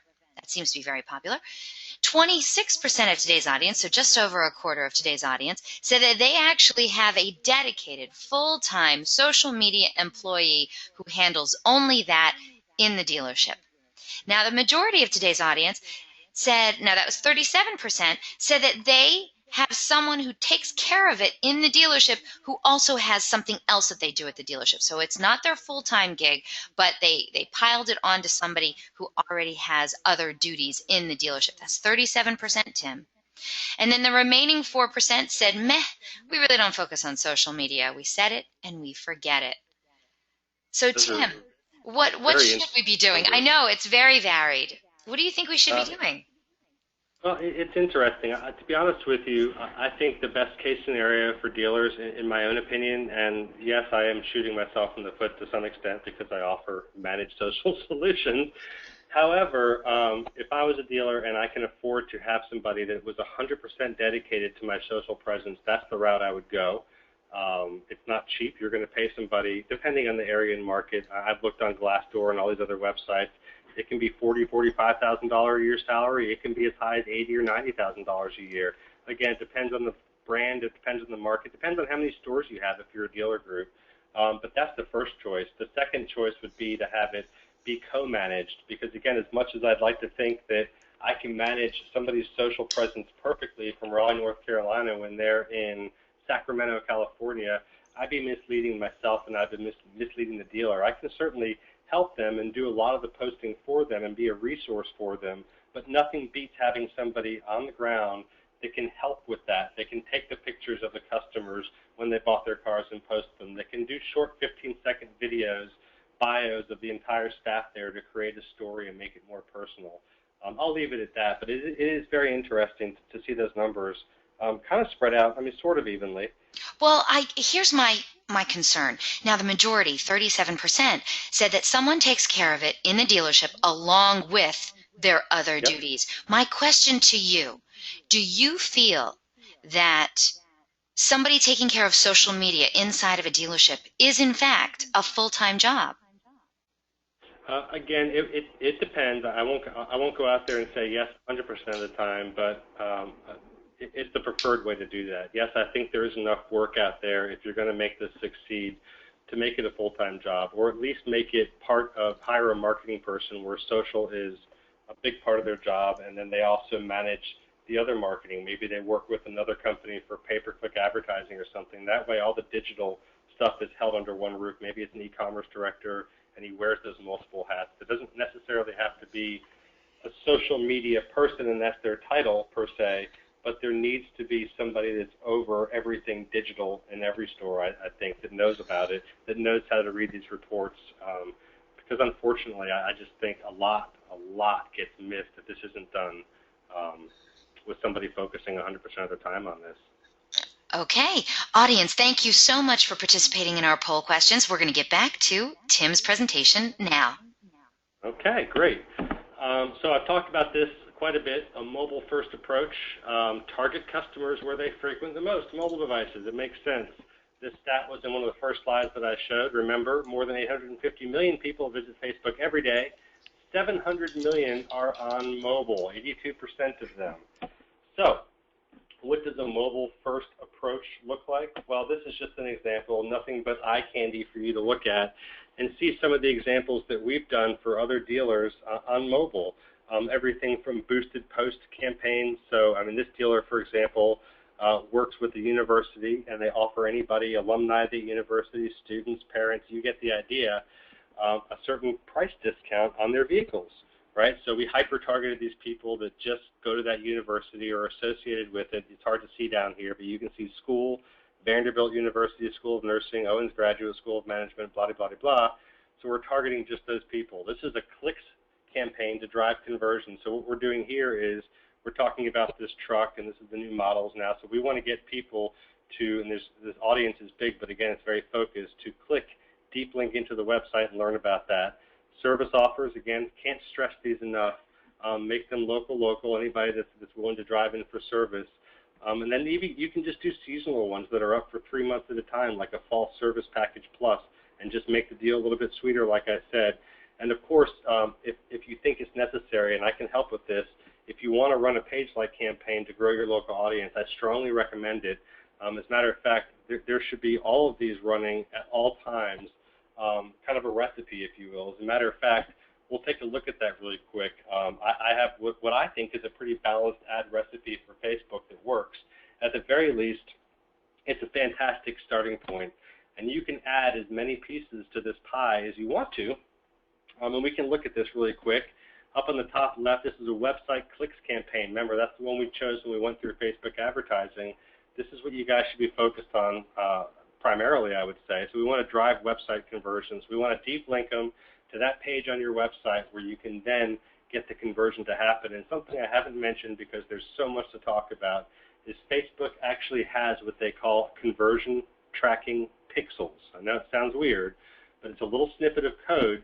And to get really nitty-gritty about this, and I encourage you to get really nitty-gritty about this, you want to drop these little snippets of code on your conversion pages. So if you have a landing page for a 2015 Toyota Tacoma, have your web vendor, you have to provide them the code from Facebook, and I'd be glad to teach you guys how to get that code. They put it in between the head tags on your page, and it will actually track the conversion. So if it went from Facebook to that page on your website, that code tracks whether or not they took the desired action. Maybe it's filling out a form or clicking this button or that button. It's really, really cool where you can actually track and get down to what's working and what's not working. Growing your fan base, again, growing your fan base locally. I would encourage you always to have a page-like campaign running in the background. You guys can determine the budget. This is just my recipe here. Service offers campaign, I would always have 2 or 3 or more, 4 offers available on your Facebook page at any given time, and put some money behind them. Again, it doesn't cost much. Facebook is really cheap right now, but they're making you pay to play. At the end of the day, that's what you have to do. And of course, boosted post campaign, reach fans and engage. A lot of people out there, and I know this, trust me, do not like, or they have, it's a negative connotation when they hit the boost now button. It's changed. It's evolved, and let's just call it, when you post something out there and you go ahead and just boost the post, it's the easy way out. It is the shortcut approach, which is okay sometimes, but you have a lot less flexibility on what you can do and who you can target versus putting the post out there and then jumping into the Facebook ads tool or even the Power Editor and going in and doing it the right way and targeting your fans with the audiences like we talked about before. So it's critical. And again, each pie section could be different with a different goal, and you can add more pieces to this pie. But this is a good starting point. It's one that I like to use when I take over a brand new account and start from here and then kind of mix it up from there. So what should I expect to invest? Don't yell at me, and please don't make this a bunch of questions at the end, because I did my best to try to figure out what these numbers are, and feel free to yell at me and tell me I'm wrong, because some of you are out there and you're going to think these numbers are really high or really low, one of the two. But the average cost per click for automotive on Google's ad network is between $1.30 and $2.50 or more, I should say, or less also. But it's somewhere in that neighborhood. I know it's been dropping recently, but even if we say it's $1 per click, and it depends on keywords, it depends on a number of things. I get that, but that's just the average. And what we're seeing at Repair Rep when we focus on those website click campaigns is our average cost per click is 30 cents. In many instances, it's 25 cents or even 19 cents. And that's extremely low. It's a whole lot less than Google is right now. And I can't say for how long it's going to be like that, but it's very enticing, and the rewards are there. And something else worth noting is that Repair Rep is also averaging a 2.14 click-through rate on our website clicks campaigns. That's 2.14% click-through rate on the website campaign. So what the click-through rate is, it's the ratio of ad clicks to impressions. And this is more than double the average that I was able to research online, which was a little bit less than 1% CTR. And by the way, on mobile news feeds, the CTRs are higher than the desktop by 2%. So just another reason to use mobile. So when it comes to a budget, again, it depends. This is very general. It depends where you are, the market, what you're trying to do. But the average that I start dealers off with is between $750 and $1,000 a month, which I would imagine is much less than you're used to spending if you do pay-per-click or have a company do that for you. It's probably less than that, but it's a good goal to start with, and we can always flex month to month to figure out which works best to you. And you can certainly look at that by finding out what is working and what's not working. So here's the last tip for you guys with the Frowny Stat base.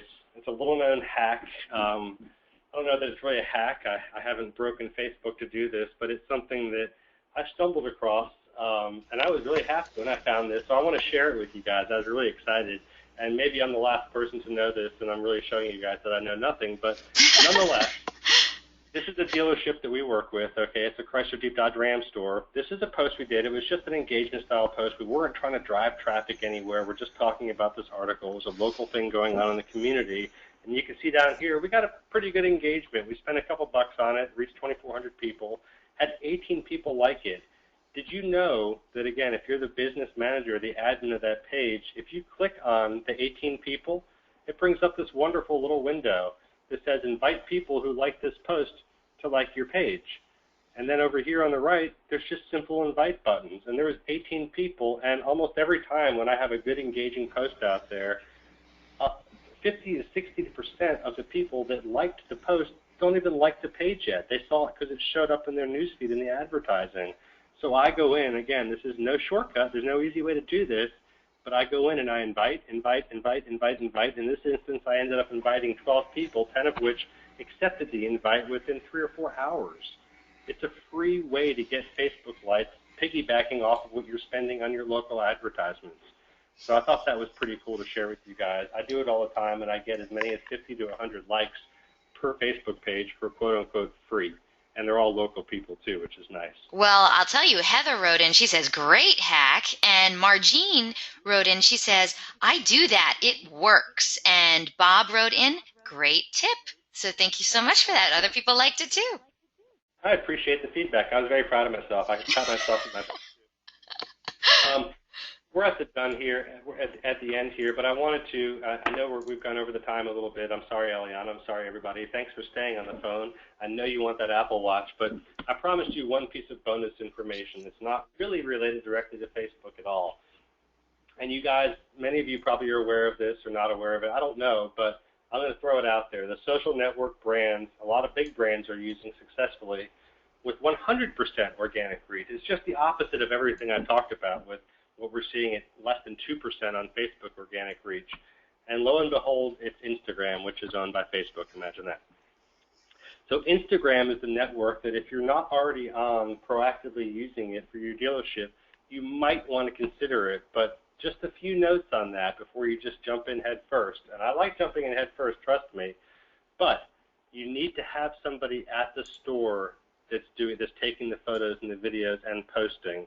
The reason being is there's no desktop version, and that's intentional from Facebook/Instagram.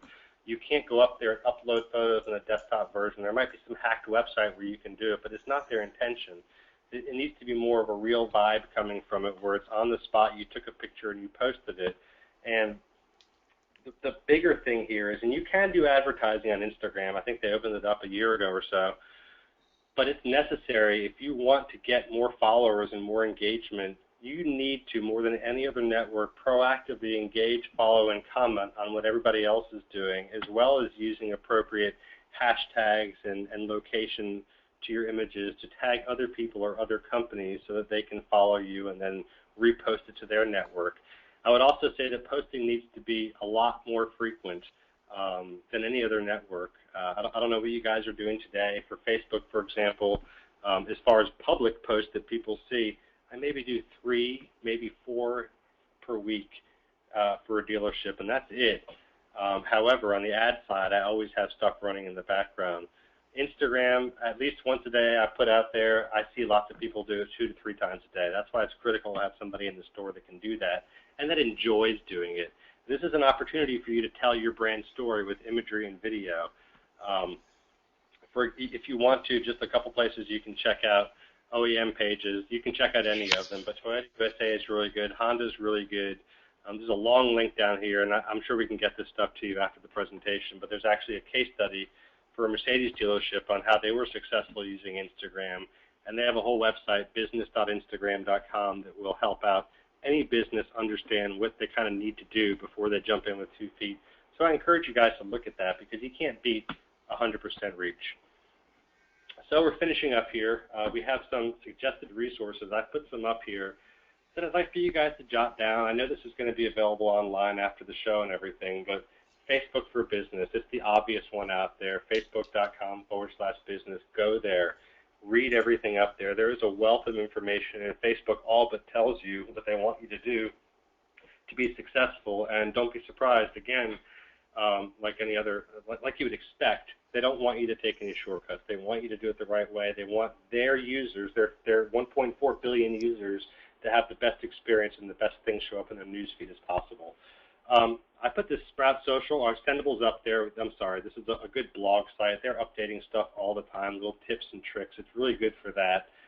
Sprout Social. This is a link I have up here for a current social media image size guide.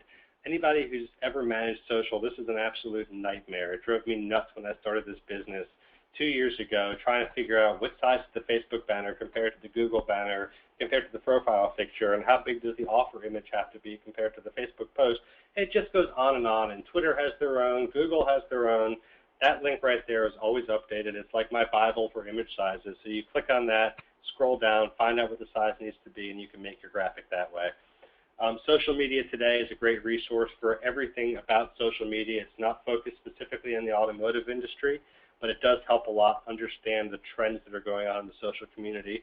Of course, there's always my website, Repair Rep. I have the news and updates section that I update at least once a week with maybe there's some product updates, some news updates, some helpful tips, so check that out. And of course, at the end, email me directly, tim@repairrep.com. I'm here to help you guys. I hope that I was able to impart at least a piece of wisdom to each of you today, even if it was just one takeaway. That would make me really, really happy. And so for some homework for you guys, it sounds like a lot of you are already there, but make sure you have a tool that you like that's simple to use to curate fun and relevant stories and post them. Make sure you go in and check your Facebook location settings. I can't stress that enough. That's the first place I go, and I always find problems there. Turn on your notifications. I know a large percentage you said you already had those turned on. For those that didn't or weren't sure, go make sure you do that today. That's the number one thing. You want to make sure that you're getting those messages from your customers. Create the service offers. Make them unique. Make your fans feel special. That's what they want. And identify your Facebook objectives. Remember that recipe that I showed you with the 4 pie chart pieces? Yours might look different than that. It may have 8 pie chart pieces. It may have 2. But you need to identify what your goals and objectives are, and I'd be glad to help you identify those as well. But at the end of the day, you need to start advertising on Facebook to get real results. I would be so bold as to say that if you're on Facebook today actively, meaning you're posting several times a week, and you're not spending any money for the advertising you're going to put behind your posts, you're wasting your time. I would just turn off the Facebook page and not even do it. I know that sounds silly because you can still collect reviews, so don't turn off your Facebook page. I was kidding. But you need to start advertising if you want to get any results. Or you can just keep posting stuff out there and spending your time and money or paying somebody else to do it and get very few results on that. So at the end, that is it. And it looks like we'll ask our experts. That's you, Eliana. They're going to ask you some questions. They're going to ask me?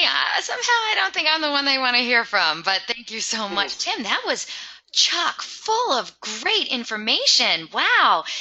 Audience, I hope you'll agree. And certainly if you have questions, we do have a number of questions already in the queue.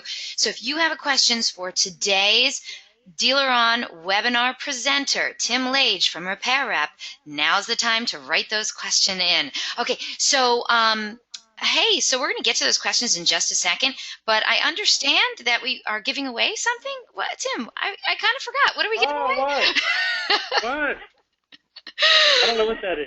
That's right. It's that time. If you missed it at the beginning of the webinar, well, I announced that our good friends at Repair Rep, they're giving away just the best prize ever. One of you lucky webinar attendees is going to win an Apple Watch. Not that I need to tell you so much about it, but let me just say this is the latest technology release. It is a beautifully constructed, compact smartwatch. It's feature-packed with solid fitness, software, hundreds of apps, the ability to send and receive calls via an iPhone, and so much more. The Apple Watch is the hottest, most ambitious wearable tech device on the market, and it's valued at over $350. All you have to do is answer a simple, well, maybe not so simple, question about today's presentation.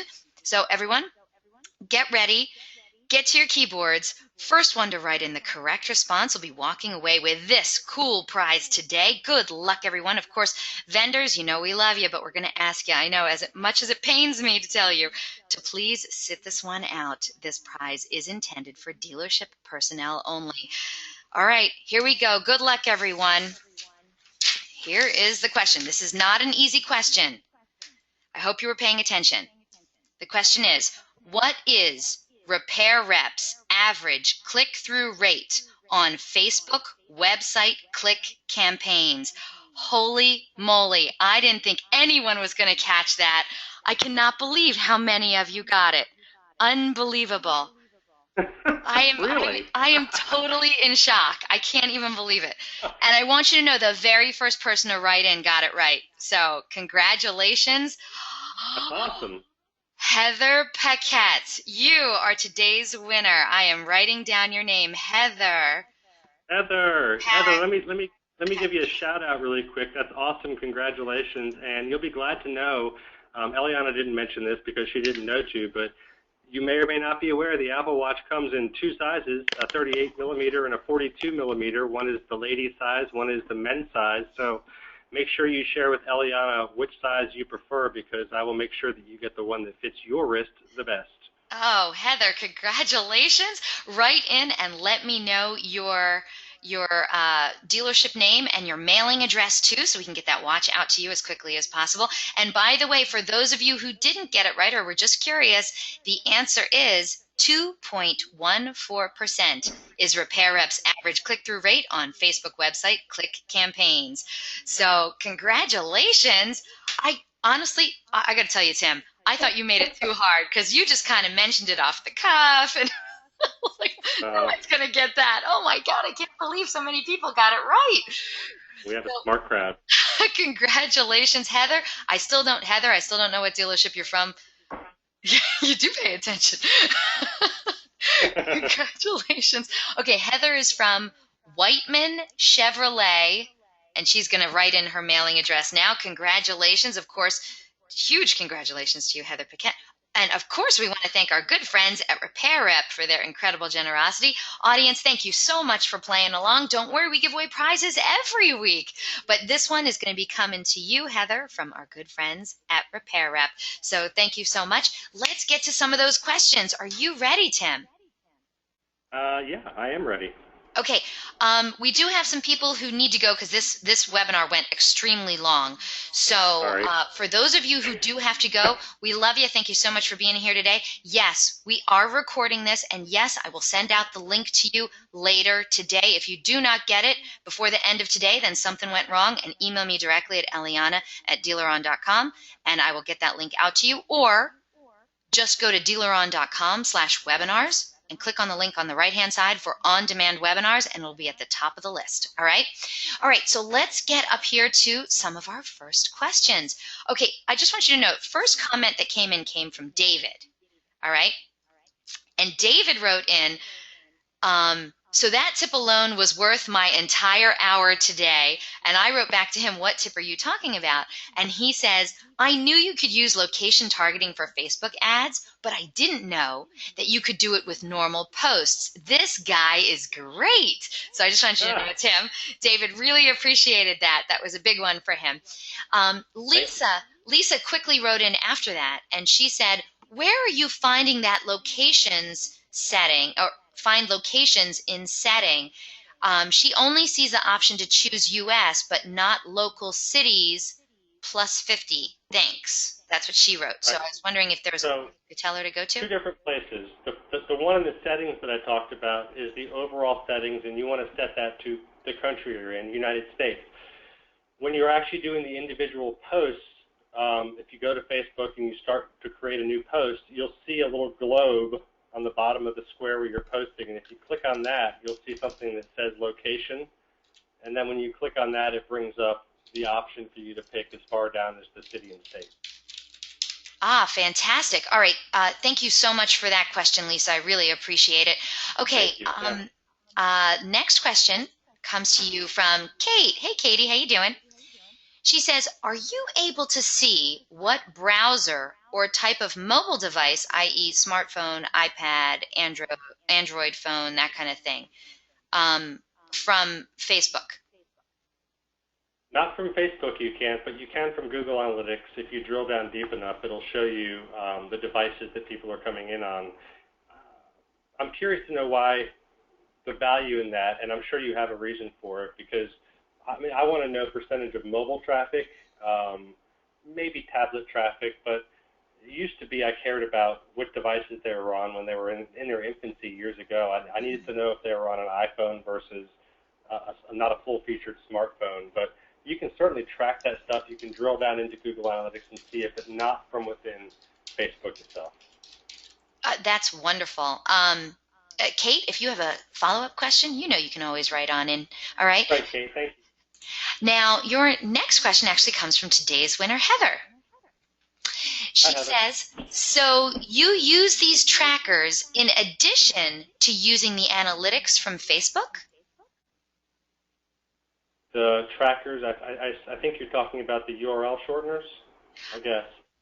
I'll have to presume that. I do, yes, because there's two different sets of data, and you can get them all from Google Analytics potentially, but it's so much easier if you are talking about Bitly. I can go in there and just take a quick look at the report and see which links I put out there were more popular than the other links, and just based on that data and the context of it, I can then determine a couple things. I can determine the posts that are more engaging, and I can also determine the links that provide the best experience for, I guess, the Facebook user, and that could be on the website side of it. So if they're on Facebook, they click on and they go to your website, hopefully they have a good landing page or they can have a really good experience on there and convert. If they don't have a good experience and they land on the home page instead of the Toyota Tacoma inventory page, they're going to have a bad experience. And those Bitly analytics just help me digest that a little bit more. And on top of that, there are many tools out there.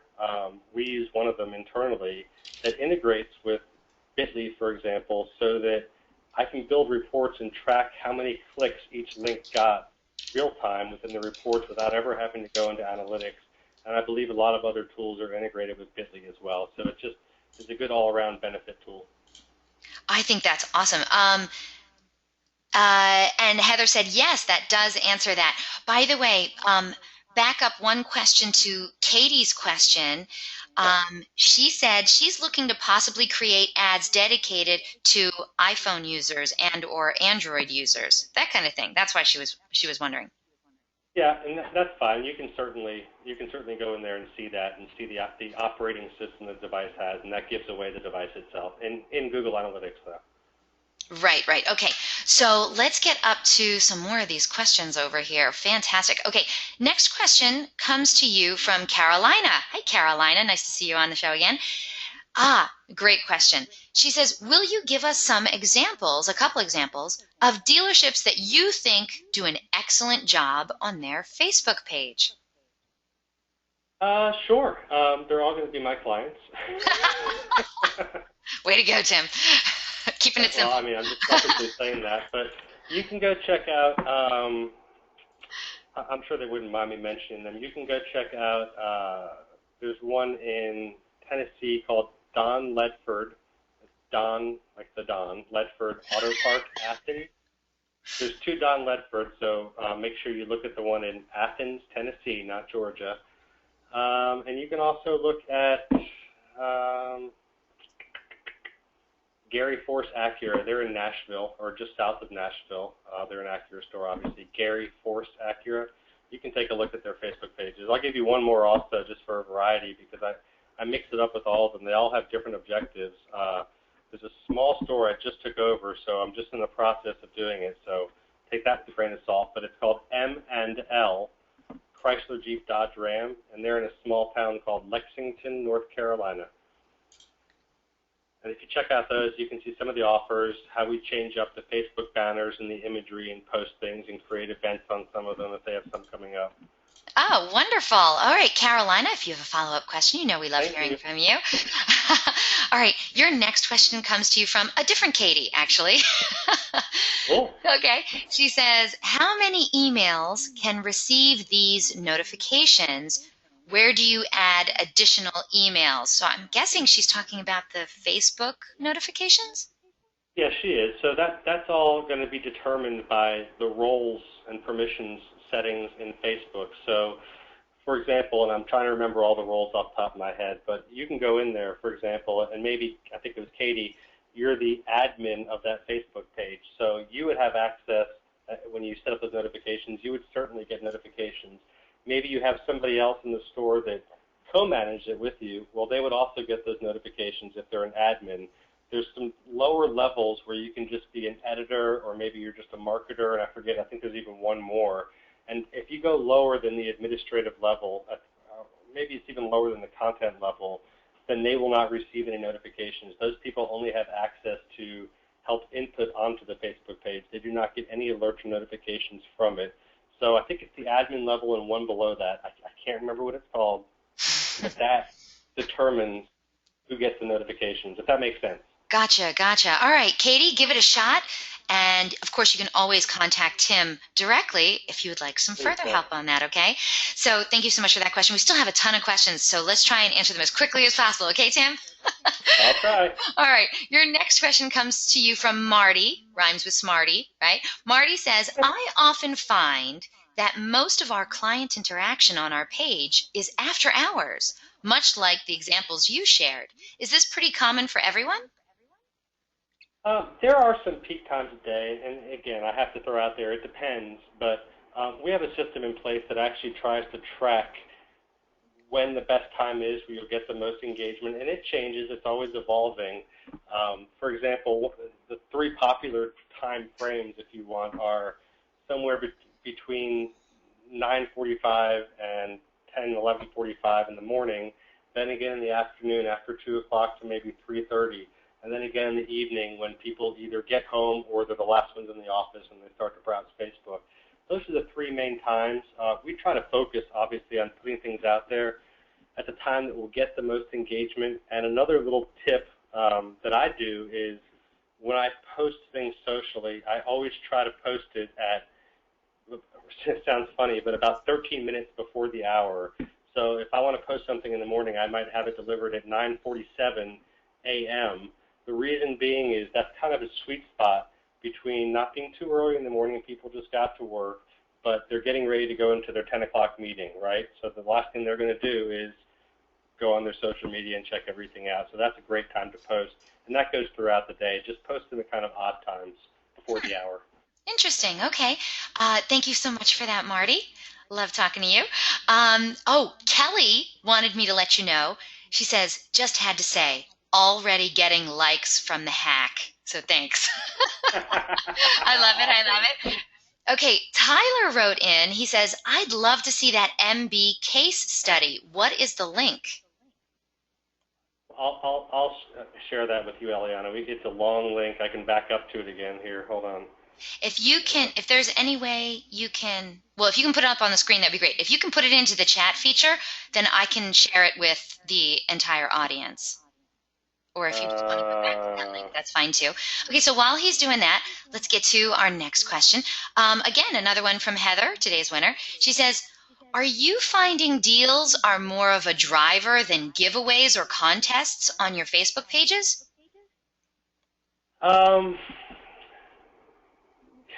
More of a consistent driver. It's something that I feel like, where you have deals or you have these other things, polls that you can even put up there. Those are great, and I like those a lot to get quick initial engagement. But to have a good, steady engagement, and again to drive traffic to your service department, which unfortunately I see nobody out there really focusing on, either social vendors or just the dealerships that they're managing it themselves.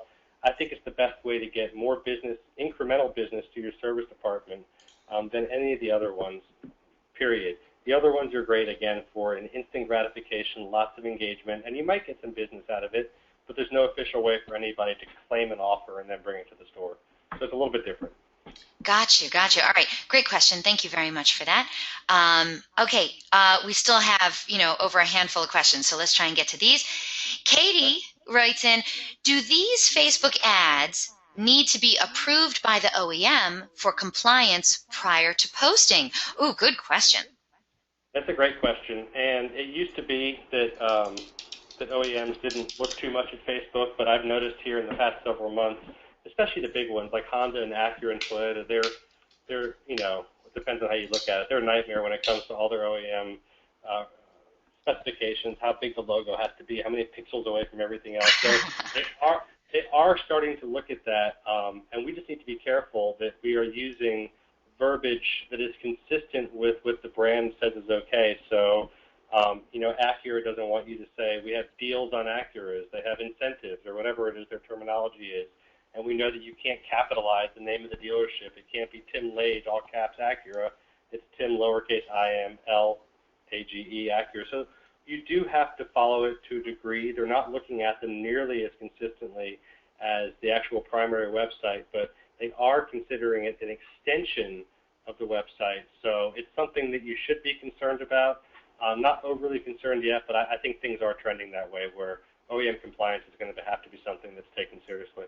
Got you. Okay. I heard back from Tyler, and he did, in fact, write this link down, so you can go back to your contact page now. Thank you so much for that. Kate, great question, Katie. Thank you so much. All right. Lisa has the next question. Lisa says, have you experienced a drop in reach after promoting posts, then those not promoted don't get the reach that they did in the past? Say it again. I know, I read it exactly as it was written. I want to make sure I understand this. Have you experienced a drop in reach after promoting posts, then those not promoted don't get the reach that they did in the past? So I guess once you start spending the money on promoted posts, do you find that the posts that you used to not spend money on, that used to get decent engagement and decent reach, don't even get close to that anymore? So the simple answer is no. I think it at first I even thought so, thinking back a few months. And in reality, what it was, because I A/B tested this, is that it wasn't that my organic reach was declining because I was doing Facebook advertising. My organic reach was declining because Facebook keeps changing their newsfeed algorithm. And you saw the three breaking news things that I put, I think, in my second slide up there. It's just the way Facebook is going. I don't think that one is because of the other. I think that, well, I know that, I mean, this is a quote from Facebook, you simply have to advertise to reach anybody nowadays. And on the flip side of that, when I look at all my analytics, when I start advertising, if I look at a 30-day picture of I just advertised for this Facebook page this past month, and I look at their month-over-month organic reach, it actually goes up double or triple from what it was the month before because I've been advertising. So I see my organic reach actually going up, not tremendously, but it flows up because people that see the ads then potentially share that or share this or do what they do socially, and it gets more visibility organically to the Facebook page than it would otherwise. That's what I've seen. Okay. Lisa, thank you so much for the question.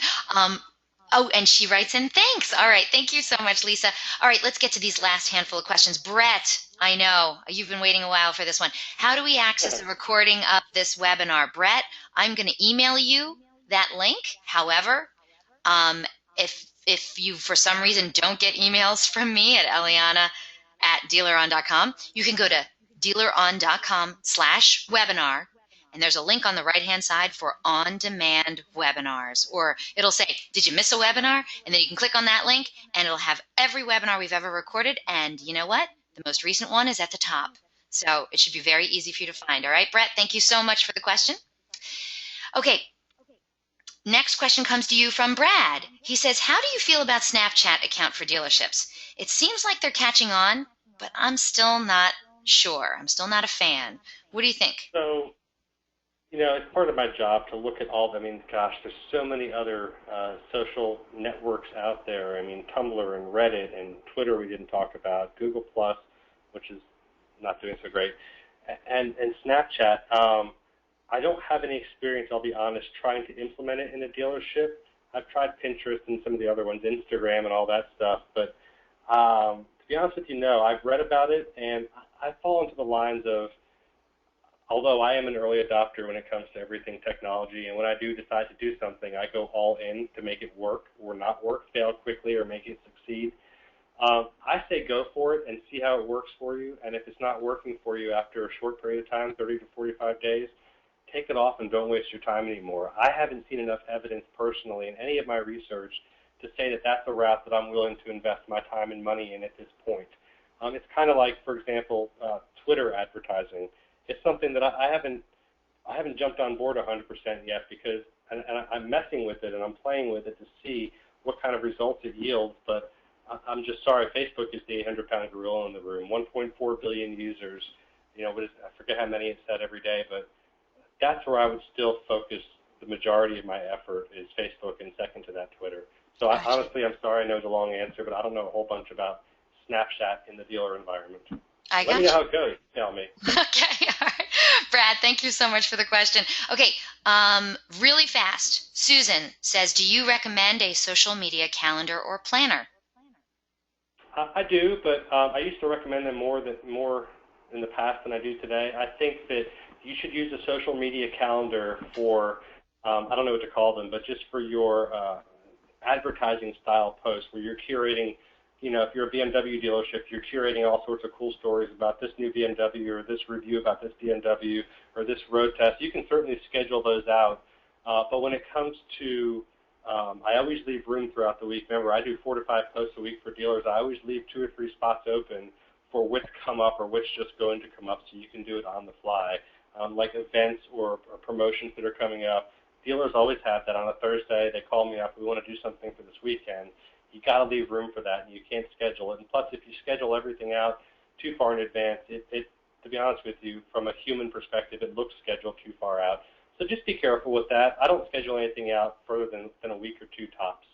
Okay. That's just what I practice. Okay, last 3. If you had a question in, we're getting into them right now, all right? Allison, Tyler, and Michael, here we go. Allison says, now this is very specific, so let's see. We should just need your advice. We have 4 dealerships, 4 different service centers, a collision repair center, and a rental department. We have a Facebook page for our 4 dealerships, but we also have Facebook pages and Twitter and Google Plus and LinkedIn accounts for our service centers, collision repair, and rental department. Needless to say, these Facebook pages have very low numbers and not much traffic. In your opinion, is it better to combine them all? Are we diluting our message by having too many pages? We have Ford and Acura in one city, and Kia and Hyundai in another city. To clarify, I know we should keep the 4 dealerships separate, but the others like service and rental, should those be separate? They have a lot going on here, Tim. How do you set that up for some dealership like that? But they do, and I would just break it down very logical, because even before this question came up for social, it came up years ago when I was working at ClickMotive, and there's a vendor that I won't name out there that thought it was a great idea for organic reach to have a primary website for your, tinlageford.com, and then they would have tinlagefordservice.com, tinlagefordparts.com, and they would have all these primary URLs, and it turns out that Google ended up hating that notion.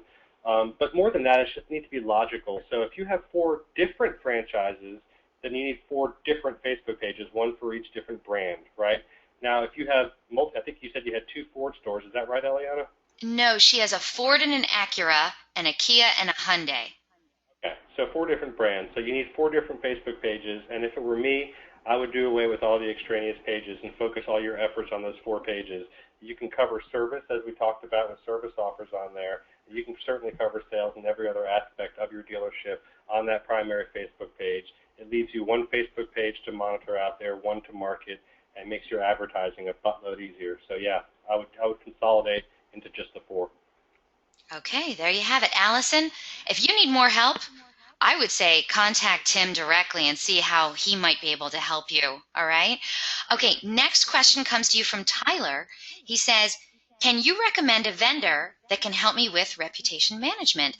And it also goes with Michael's. He says, can you help businesses improve their Facebook reach, or do you work only with dealerships? So kind of the same question. Tim? Yeah, sure. So, it's in my name, oddly enough, Repair Rep. Rep stands for reputation. So it's one of the 3 core pillars, if you will, that Repair Rep focuses on is reputation. It's a whole other topic, but it is something that we offer, and if I was going to recommend a vendor, I would recommend myself. I would recommend you too, Tim. do a great job out there. And we're actually one of the few, just because we're talking about Facebook, that our reputation tool that goes out there and scrapes the internet for where all the reviews are, whether it's DealerRadarCars.com, Google+, we pull in Facebook as well. We were one of the first ones to pull in Facebook reviews over a year ago, and I think we're still one of the only ones that pulled that in. So we absolutely do reputation. And I think the second part of the question was, do I focus only on car dealerships? The second one is from Michael. Yeah, and he says, can you help businesses improve their Facebook reach, or do you work only with dealerships? So my focus is, for the past 20 some odd years has always been automotive dealerships, but I would be remiss in lying if I didn't tell you that I had some other accounts that I help that are in various other industries, whether it is even just an independent car shop or doctor's offices and such. I do take on other accounts. Usually they're word of mouth accounts. I don't promote or advertise myself to do that. But if you have something in particular that you're interested in me looking at, I'd be more than happy to talk with you because I can certainly help any vertical market. I just know an awful lot about automotive. Thank you so much. Great question, Michael and Tyler. Thank you. And Tim, that was a phenomenal presentation. We're getting so many great reviews already. And audience, thank you. Just thank you so much. That was really, really wonderful. I hope you'll do another webinar with me soon. I hope you'll invite me to. Okay. I want to remind the audience that, yeah, we recorded this. We're going to send you that link later today by email. This webinar is also going to be posted online within 24 hours. Just go to DealerOn.com/webinars. You can view our upcoming webinar schedule or access any of our past webinars too. And Tim, you can turn off your webcam and go to the next slide if you wouldn't mind, because guess what, audience? This webinar is going to conclude in just a moment, and when it does, you're going to receive a short survey. I got to know what you thought of today's presentation because, I thought he did wonderfully, but I would love to know your feedback. So please fill out that short survey, and we want you to know that we're going to randomly select a couple of people from all those completed surveys to also win some Google prizes. And is the recording going to have slides as well? No, Amy, but if you'd like the slides, email me directly at eliana@dealeron.com and tell me you'd like those slides, and I'll send them to you in a PDF format, okay? Now, invitations will be going out tomorrow for our next DealerOn webinar. Tips and tricks to engage customers and turn shoppers into sales. Smart dealers know that you need to match the right car with the right customer as quickly as possible in order to sell more cars and turn shoppers into repeat happy customers. In this insightful 1-hour webinar presentation, Matt Lamoureux and Heather McKinnon of Car Story are going to spill all their secrets about how to engage more customers and turn shoppers into sales. They're going to share innovative strategies and best practices and discuss how cutting-edge dealerships are successfully leveraging big data to uniquely position their inventory to sell more cars. Attendees will also hear how to discover which calls to action convert more leads to buyers, how to pricing research to help position cars to sell quickly, how to identify which vehicle features to showcase and to which customers, how to differentiate your vehicles from those of your competitors, how to get acquainted with your customers and their used car shopping preferences, how to understand your customers' used car shopping and buying process, and how to use a checklist to maximize the merchandising and pricing of your inventory. So if you're ready to learn tips and tricks to engage customers and turn shoppers into sales, then this is one webinar you simply can't afford to miss. Don't forget, DealerOn's weekly webinars are held Thursdays at 12 noon Eastern, 11 a.m. Central, 10 a.m. Mountain, and 9 a.m. Pacific. And if you have any questions, comments, or suggestions regarding these webinars and our topics, hey, contact me directly. My name again is Eliana Raggio, and I love to hear from you. So track me down online, Facebook, Twitter, Google+, and any one of the automotive social networks, or email me directly at eliana@dealeron.com. Thank you so very much for spending this time with us today, and I hope to see you all on another webinar in DealerOn's continuing education series. Take care.